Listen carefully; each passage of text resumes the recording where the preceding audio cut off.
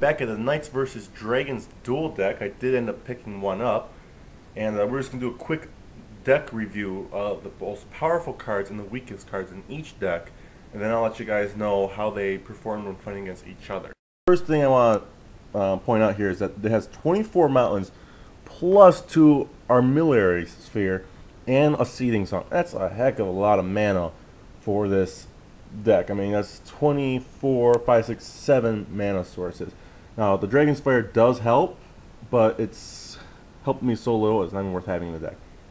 The 2 Fiery Fall with the basic land cycling for mountain is alright, but I'd rather have a cheaper 5 damage effect. A Lava X would have even been better than this because I have so much mana. The most useless cards in the deck, Dragon Speaker Shaman has his moments if he can live long enough. You end up usually chump blocking. Bogarden Rager is just terrible 90% of the time because it costs too much. Hedge Guardian is an embarrassment to dragons, and its creature type of Dragon Worm is kind of confusing. Skirk Prospector, they should have had more of these guys. They should put a playset of him in there, plus a playset of Dragon Fodders, so that we could have had a way to faster ramp up the mana and just cut out those 5 right there. That would have been an easy cut right there. Bloodmark Mentor, where creatures you control have first strike, doesn't even matter in this deck. With all the guys with fire breathing, we have Captive Flame. We don't need Captive Flame in here at all. It's a filler. It should just, no. Dragon's Claw, I was actually kind of surprised with how well it did, but life gain was the furthest thing from my mind 90% of the time. Punishing Fire and Cinderwall. Punishing Fire should definitely be a 2-of. Cinderwall should not even be in the deck. Punishing Fire helps against Lox and Warhammer when they do get it into play, but it's, no. Temporary Insanity would have been a better filler regardless. It's really random when you get to use it, but it's much more combat sensitive than Punishing Fire, and this deck needs much better combat tricks because the Knights deck just tears this thing apart.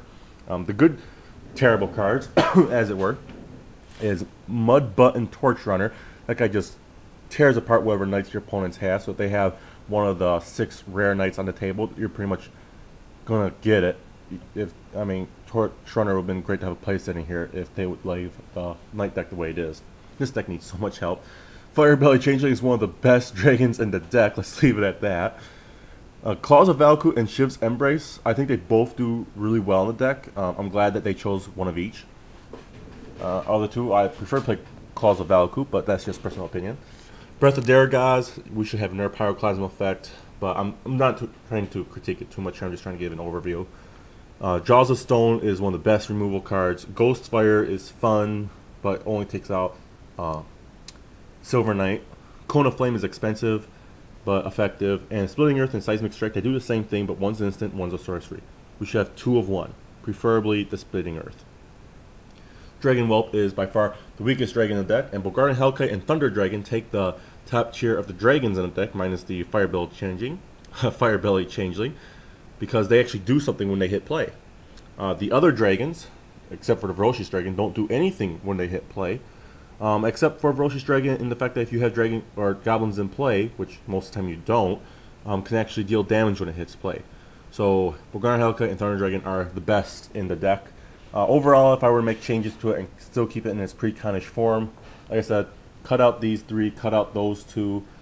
You can cut those there, so that's 3, 4, 5, 6, 7, 8, 9, 10, 11, 12, 13, 14. You can cut those 14 cards. Throw in 2 more Dragon Fodder, another Temporary Insanity, perhaps. Another 2 Mud Button Torch Runner, whatever you like for removal, pretty much. And cut the dragons that don't do anything for the ones that do something. If you want to keep it relatively close to what they gave us for the pre-con. Overall, I'm not real happy with the dragon deck. If you want to foil Bogarden Hellkite, then that's a reason for getting it. But all the other cards in here are just so mediocre. I mean, having Captive Flame in here is so odd. At one point I had a Dragon Whelp in play with Shiv's Embrace on it plus Captive Flame in play. 3 sources of fire breathing. Come on! We don't need 3 sources of fire breathing. The most notable card in the dragon deck that I always want to see every game is an excellent question. I would probably have to say Breath of Daragaz, Firebelly Changeling, one of the 2 enchantments, either Claws of Valakut or Shiv's Embrace.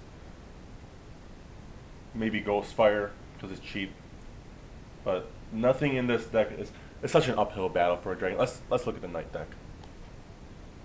The two decks, I thought the Knight deck was going to be the better one early game and probably late game, but I thought the Dragon deck would at least stand a chance later game because you start dumping these dragons into play and just start owning, really.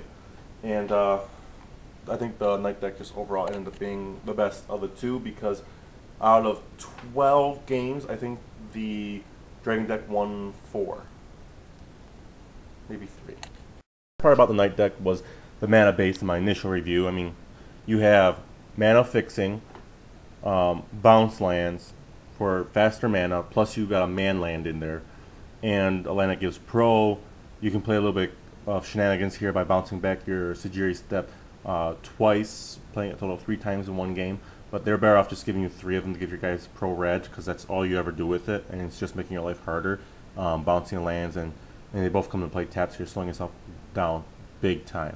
But even then, you're still super fast. Double grasslands is +4/+4 to the, or +2/+2 to the Knight of the Reliquary, almost instantly if you get to play both of them in the same game.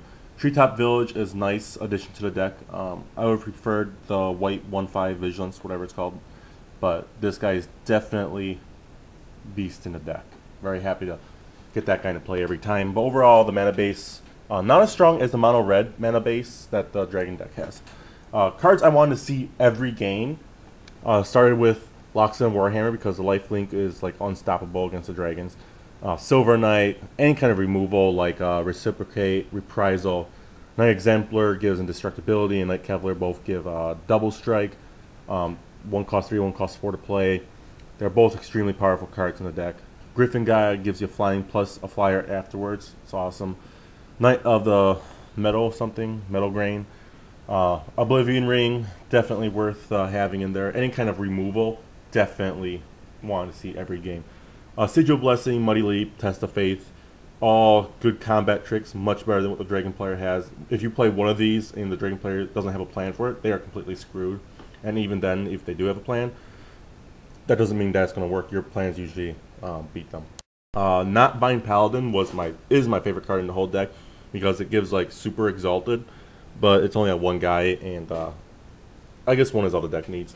And Benelish Lancer is always good late game. I was really happy with having him in the deck. Cards I didn't care to see at all during the game. I mean, they were useful. They weren't as good as the other ones. Kabira Vindicator, Sky Hunter Patrol, Zephyrian Commander with the odd flanking toss in there. Steward of Valoran was alright. All of them are just pretty generic. I mean, Edge of Autumn has that synergy of Knight of the Reliquary, but you're better off just playing grasslands. The ability to sacrifice a land to cycle is alright, but Knight of Cliffhaven and all these up here are, even Knight of the Reliquary I didn't really care to see at all every game because it wasn't powerful by itself. I would actually go with Wiltleaf Cavaliers every game rather than the Knight because the 3/4 Vigilance was a lot more helpful. And in fact, I think Vigilance in the deck is really good. Lionheart Maverick was really helpful every game. So was Cavern Escort. Even though it takes forever to level up, he was definitely worth having as a level 1 through 4. Alaraborn, whatever, Cavalier, definitely worth having, taps down those dragons. And then Heroes Reunion, any kind of life gain, really slows down the dragon player. So, tons of combat tricks. If you have turns to waste and you don't have anything to do, definitely worth the mana base. I mean, you can do all kinds of things with the mana base every couple of turns. Tons of creature removal. We have 1, 2, 3, and then possible 4, because they're not going to see it coming. That's Sigil Blessing. Possible 5, Test of Faith, they don't see it coming. And maybe 6 with Mighty Leap. The pump is way too strong. And then we have tons of flyers to deal with dragons. We have 1 life gainer, so that's 1, possible 2, 3 with the Sky Hunter Patrol. This guy gains flying, 4, 5. None of those guys fly. 6, 7 possible. Yeah, 7 ways to deal with flyers, and that's not counting your pro land there. Overall, the Knight deck is just so much better than the Dragon deck, and I actually feel bad for the Dragon deck because out of 12 games, it won like 3 or 4. But definitely alright times. I had some fun testing it out. I might do a giveaway for some of the cards in the decks. Might not. So yeah, that's the review. Overall, I'm going to rate the product a... Let's give it a solid 7. Let's give it a solid 7 out of 10, 10 being the best, because they did give you some alternate art cards that we wanted. I mean, we got Silver Knight that's played in external formats. It gives the Knight deck something other than white-black to play with. Now we have white-green Knights since Alar Block came out, and now we can actually have a solid Knight deck. Overall, it gives you a good start building a Knight deck for tribal games.